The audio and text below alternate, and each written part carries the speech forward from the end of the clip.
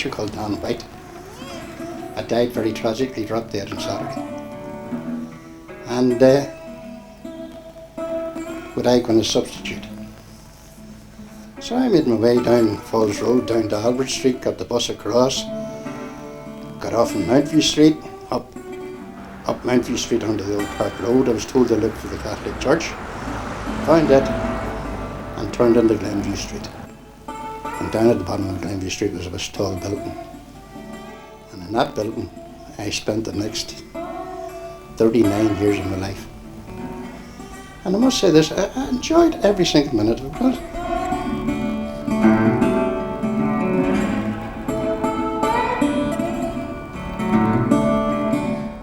In 1949, some of them were still coming into school in gutty slippers, and nowadays you'd have a boy there with practically nothing on his feet at all.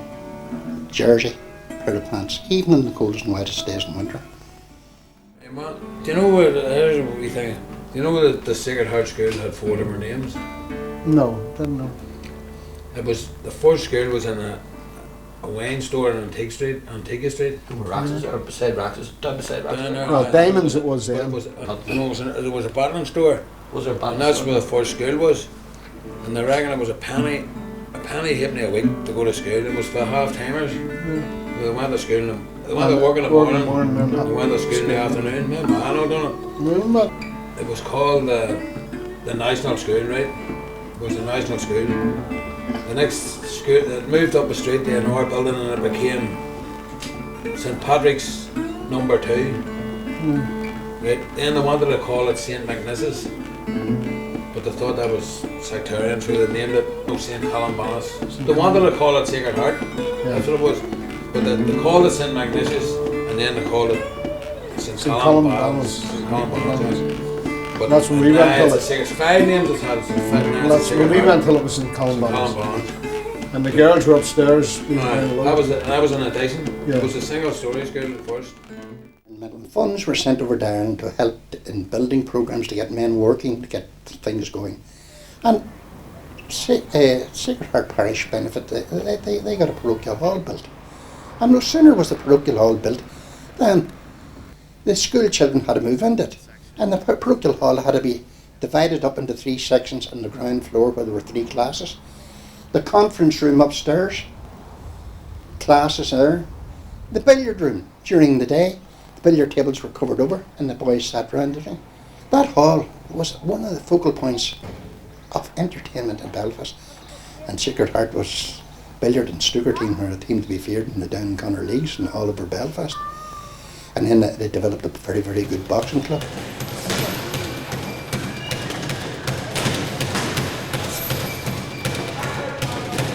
The Sacred Heart's always been, one of the best boxing clubs going on all around North Belfast, West Belfast, East and South Belfast. We had the best champions in Antrim for, say, 4 or 5 years running, and in Ulster.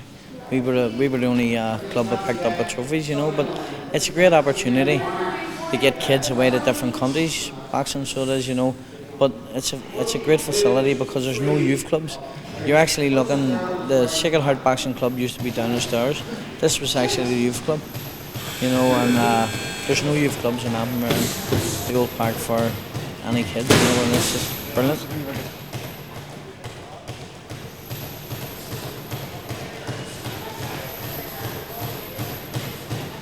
There's kids there, like what I've seen around there, who are messers, and a couple of them, and they're in here training, and they're staying away from trouble. Club opened years ago when Eamon Maguire and my father also helped the training. I had the likes of Charlie Maloney, Martin Hamill, the McGills, the McGees, and the Sacred Heart has also produced 3 Commonwealth boxing professionals. Myself and Eamon McGee and Noel McGee. And it's also produced ABA champions and Eamon McCauley, this was the best club going, See, in boxing, there's no religion. You get a bit of religion in the Irish football here, but in boxing, we can go till the Shankill Road, and the Shankill Road can come till the Sacred Heart Boxing Club because that's the way it's been through all the troubles.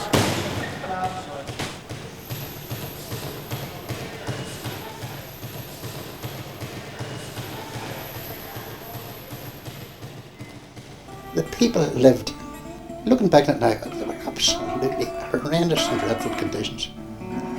Houses were 12 feet wide and they were 16 feet high. They'd worked that out. And the average size of family living there in the old park, Sacred Heart parish area, never dropped below 5.3 children. And 2 adults. There were 7 souls living in the house.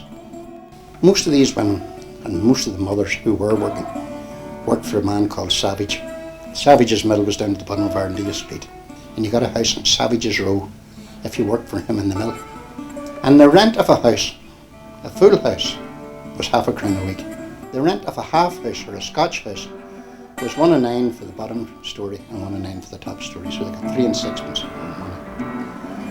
And Mr. Savage made sure there were no rent arrears because it would have been taken out of your pay before you came home. And for anyone who doesn't know what a Scotch house is, it was 2 families lived in the one building and they shared a common water pipe and the same facilities were down in the yard. And I went up and I had a look. The door opened, it was sort of a wedge-shaped thing, and the 2 sides of the trapezium or wedge. One opened into a room down below, where there was room for sleeping, a room for living, a room for cooking, a toilet in the yard. Upstairs, you went up the stairs, the same facilities. But there was an awful lot of poverty in the Bun. Of course. Well, you remember they used to, people borrow a cup of sugar or a cup of milk, you know what I mean? Like there's things like that, you know. The city bakers are inside, like, you know. That's right. We live the same. That's right, like. The cuttings of all the buns and stuff that you went and bought them.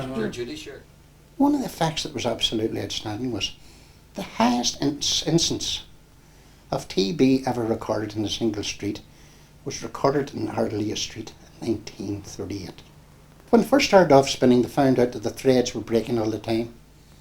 So someone suggested that if the atmosphere was humid or damp, and it became known as wet spinning. These girls worked in the mills in this damp, humid atmosphere. And within a very, very short time, these girls were down with pneumonia and TB and consumption. And as a result it spread rapidly around the district. Nowadays, people maybe shift their house once in 30 or 40 years.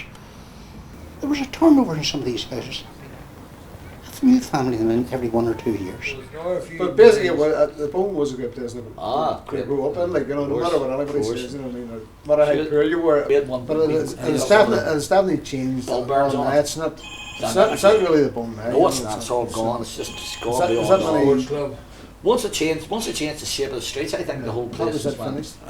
You know, been out of the Bun now. What had we at Cheers now, I only know the ones in. the Ardwine Avenue, see, we more or less included in the Bun, like, you That's know, right. even though it wasn't Ardwine Avenue, Ardley Drive, Ardley Street, Grace Hill Street, Mayfair Street, Parkview Street, Glenview Street, Glen Park Street, Antigua Street, like, there wasn't much in, only the pub, Sanderson Street. Sanderson Street, That was it, briefly. and that was really the Bun, like. And What? in 1988, just before I retired, I was sad to see that most of the old houses had gone down and a lot of new people had moved in, and it was a case of the old residenters dying out. And for me it was a very, very sad situation. You see, the Bone area was completely, the old park area was completely surrounded. It was sort of it existed in a hostile environment. It was a Catholic enclave completely surrounded with a vast Protestant area. And the people they didn't have a siege mentality, but they had a sort of an attitude, well, we can stick it out through thick and thin. But the people kept their heads up and kept going.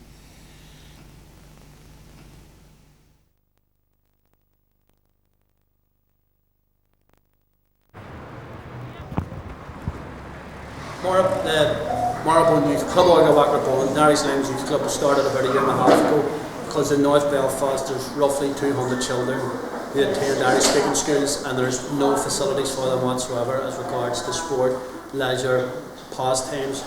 A lot of the parents came together about 1.5 years ago and formed this club so as we can give the children a chance to avail of these opportunities through the medium of Irish language. Activities such as the swimming pool, the DRA swimming pool on a Thursday night. There's over 40 children attend the swimmers. There's roughly 50 to 60 children would attend every Saturday afternoon. The club is split between two places here, and we have managed to get our Down Youth Club as well, where the older children go for football and pool, and the younger children will stay here. As well as with the help of the Marrowbone Community Association, we've managed to get Monday night going as well for the older children, which has proved extremely successful, and it has gone from strength to strength, and the kids have really benefited from it. There's also an IT skills for them, which they attend on a Saturday and on a Monday night, and has proved very useful. They've got a great lot of feedback from the teachers in the Irish language schools who've said, I've remarked on how much this youth club has helped the children. Unfortunately, it's the only one, and we would need a lot more facility and a lot more support.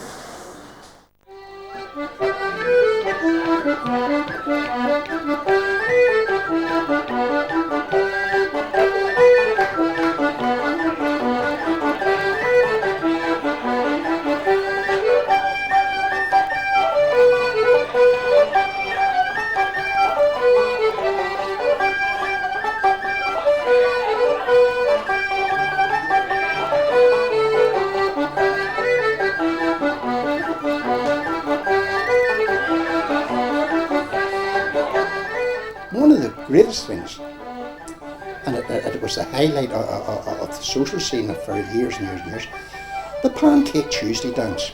For Sacred Heart Parish at that particular time, I remember picking up the Irish News and there's pictures. All these ladies in their finery and evening dress, and men in the white tie and tails and stuff like that, and coming along to the Sacred Heart dance. It was the big Catholic dance in the diocese of Down and Connor, and they all came from all arts and parts.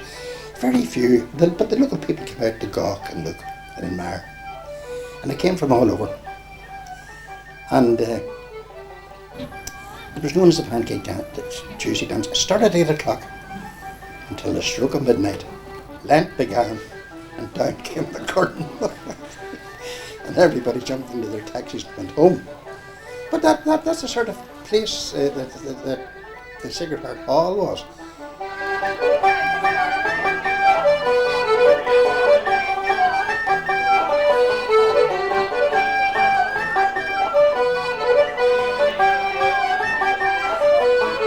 But basically, the home was a good place to grow up in. Like, you know, no matter what anybody says, you know, I mean, no matter how poor you were, it was still